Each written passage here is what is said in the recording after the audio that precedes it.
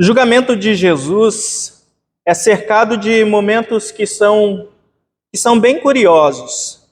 Antes de todo decreto de condenação ou de liberdade, a gente sabe que é necessário se ter um julgamento, um bom julgamento.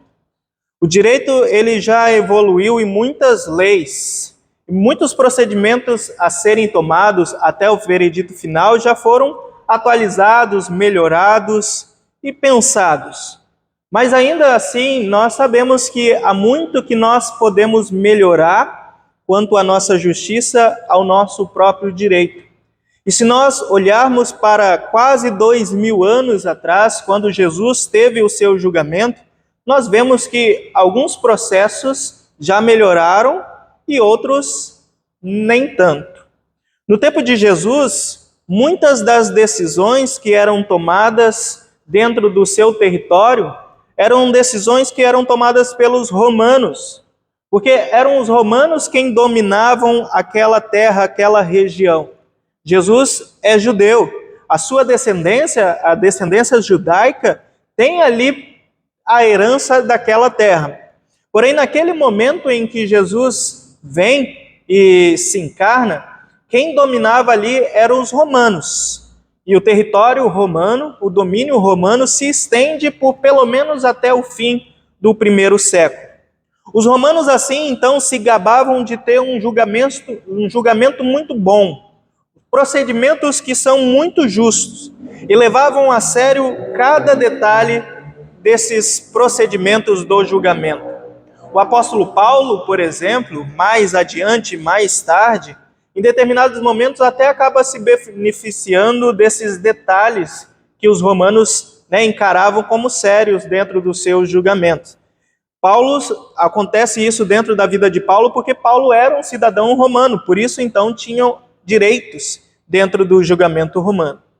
Mas o que isso tem a ver com o próprio julgamento de Jesus? Bom, depois de ser traído e ser preso, Jesus é imediatamente levado a Anás. Anás não é romano.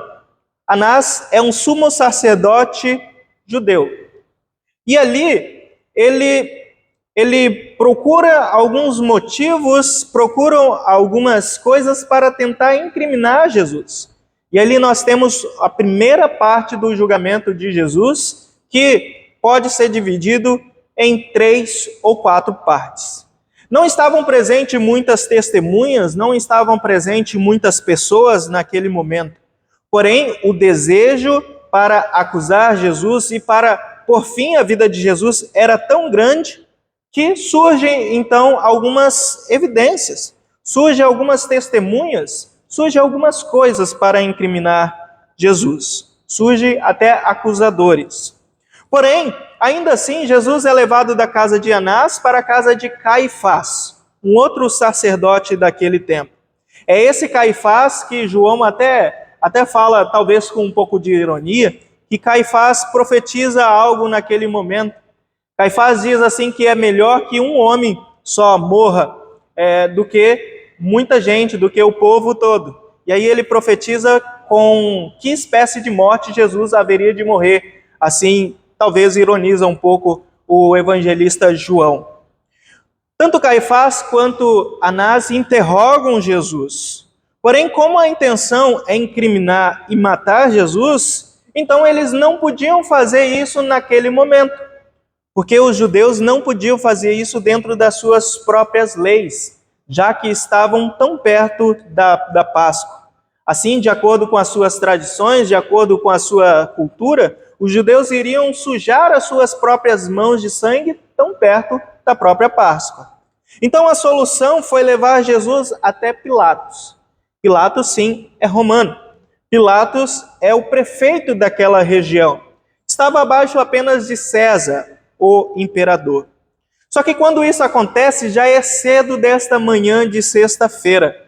Passam a noite de quinta, procurando ali alguma forma de julgar e incriminar Jesus, e ainda na manhã de sexta-feira levam para Pilatos.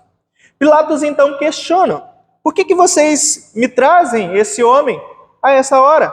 Ele não é judeu? Julguem-o segundo as leis de vocês mesmos. Mal sabia Pilatos que, bom, eles já haviam feito isso, já haviam tentado isso. Só que, como a proposta, a ideia é justamente matar Jesus, então eles prosseguem, eles insistem para que Pilatos então faça o julgamento romano e faça aquilo que eles não querem fazer, eles não podiam fazer naquele momento.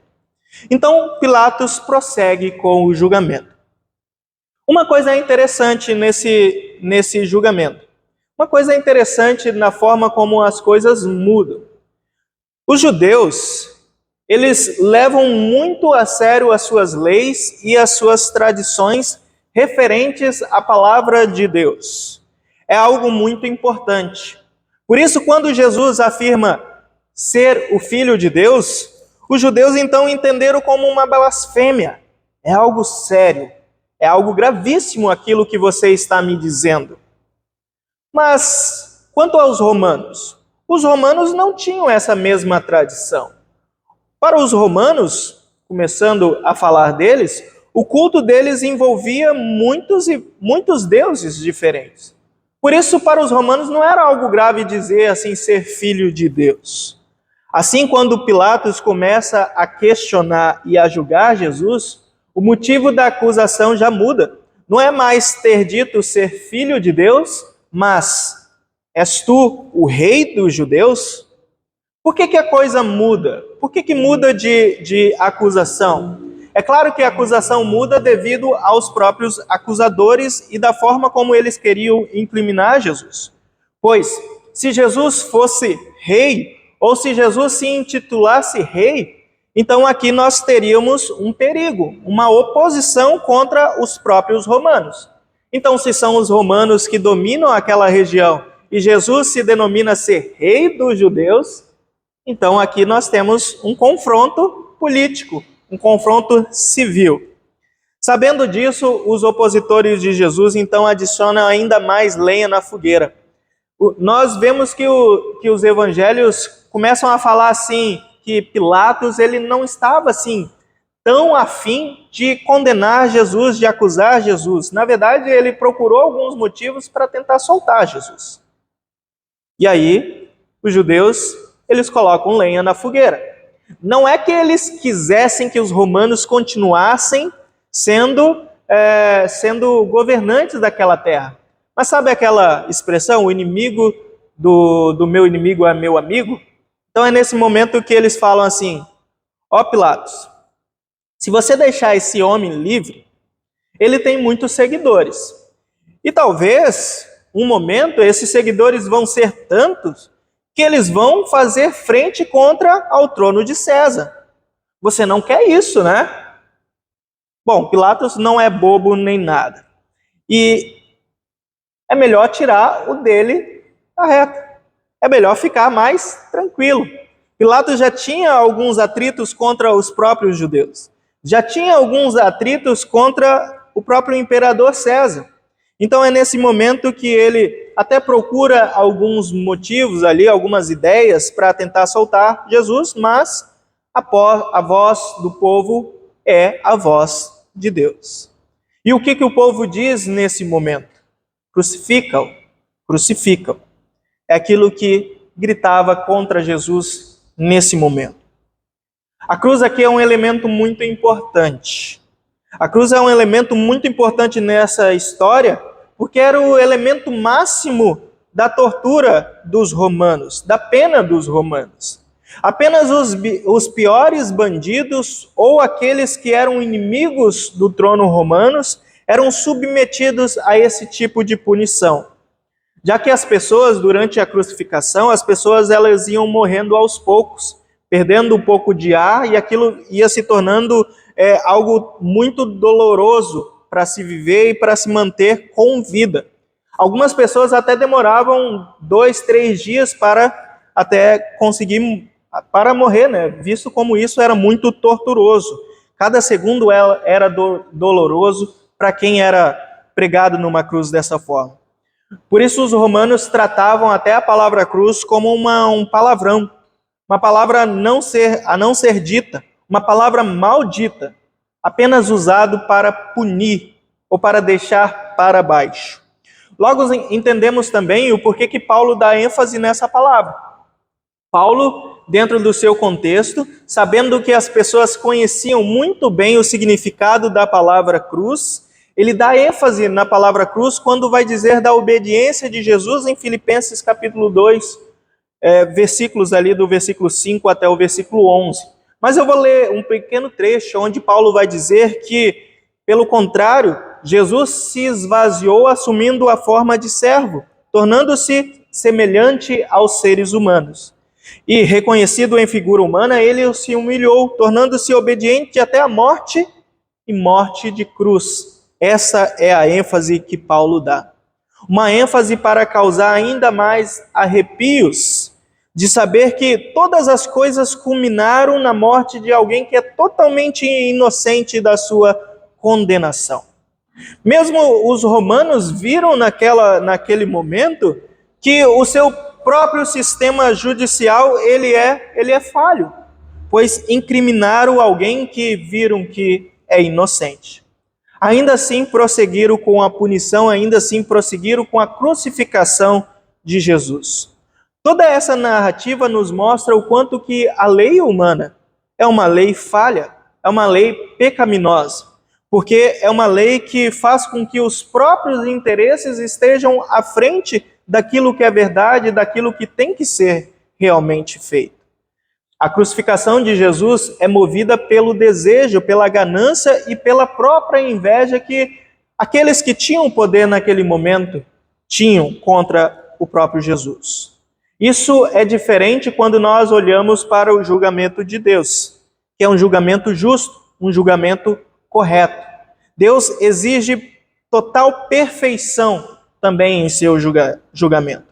Por isso é plausível e é possível a gente afirmar que Jesus poderia sim, poderia fazer exatamente aquilo que ele foi tentado a fazer: descer da cruz, salvar a ele próprio, tirar aquelas pessoas que estavam ali ao seu lado também sofrendo naquele momento, curar as suas próprias feridas, voltar ao seu santuário e ao seu trono. Jesus poderia fazer algo assim se fosse da vontade dele. Porém, Jesus não se desviou da sua missão nem mesmo quando ele foi questionado. O texto nos mostra que mesmo quando as acusações, que são acusações errôneas em determinados momentos, que são feitas contra o próprio Jesus, ele ouve tudo e fica em silêncio. Mas ele poderia facilmente debater essas acusações, sendo ele totalmente sábio e tendo todo o conhecimento, mas não o faz. É necessário passar por tudo aquilo que ele passou. É necessário suportar tudo isso em um amargo silêncio, porque Jesus cumpria ali a vontade do Pai. Qual que é a vontade do Pai? A vontade do Pai é de que todos sejam salvos. Logo, assim como por meio de um só homem a morte passou a reinar no mundo, também por meio de um só homem a vida viria para todos nós.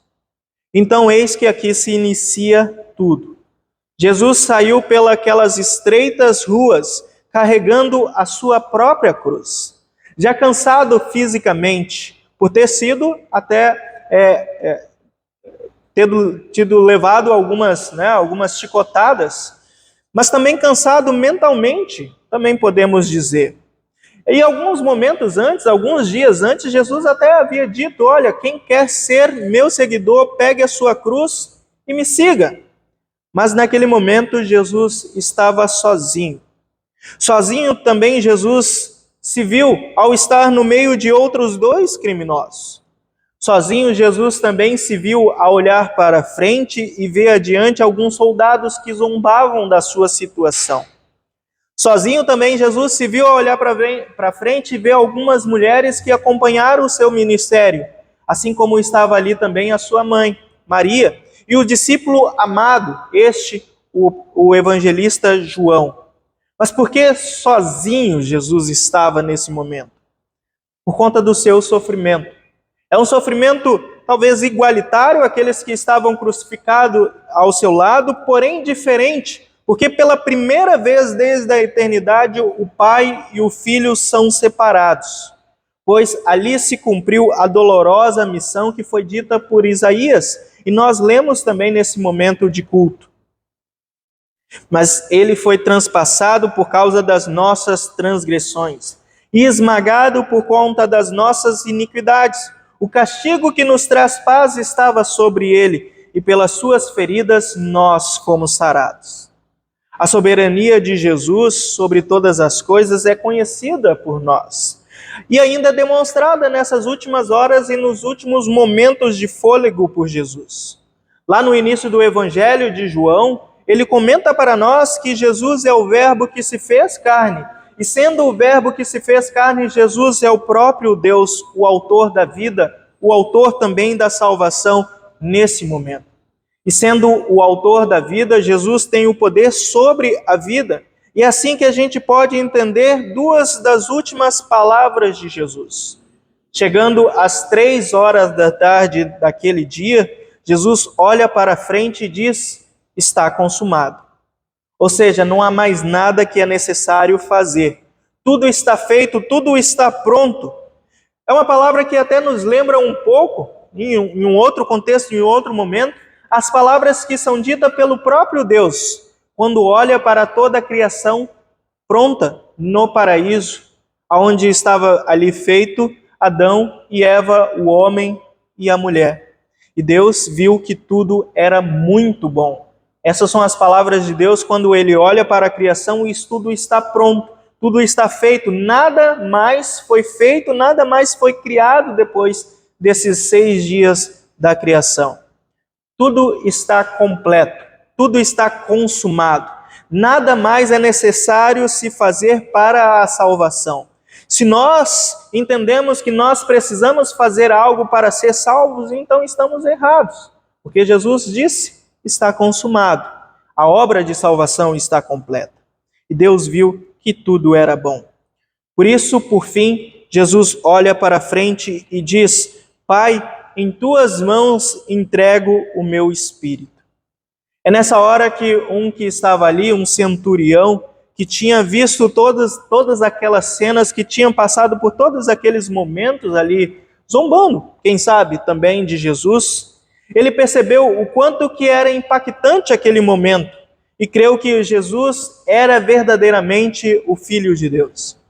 Falamos era por enquanto, porque sabemos que no terceiro dia, no domingo de manhã, Jesus ressuscitou. Nenhum outro tem poder sobre a vida, assim como o próprio Jesus tem poder sobre o seu próprio corpo e o seu espírito. Jesus é diferente, Jesus se doa, Jesus se entregou.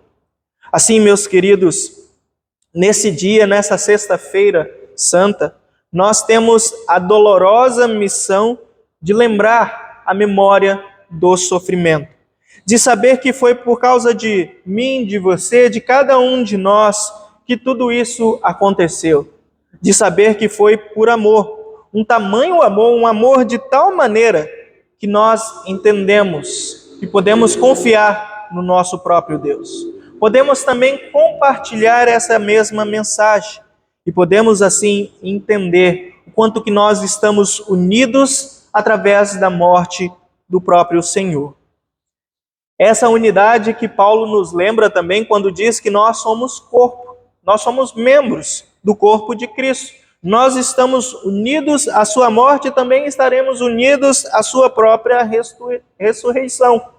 Por isso nós podemos louvar diante do Criador, louvar diante do Redentor, louvar diante do Santificador, porque Ele é misericordioso. E foi misericordioso também quando ele deveria apenas ter sido justo e dar a cada um de nós o castigo que nós mereceríamos, por não cumprir as suas palavras, por não sermos perfeitos e nem santos diante da sua lei. Porém, Deus foi misericordioso e bondoso, e enviou o seu Filho para que cada um de nós tivéssemos a salvação. Assim, meus queridos irmãos, nós podemos crer, compartilhar e nesse momento esperar para uma mensagem que completa tudo isso e deixa os nossos corações tranquilos, pois Cristo, nesse momento, lembramos a sua morte, mas ele não está morto, está vivo. E no domingo pela manhã, ele ressuscitou. Que assim nós possamos crer hoje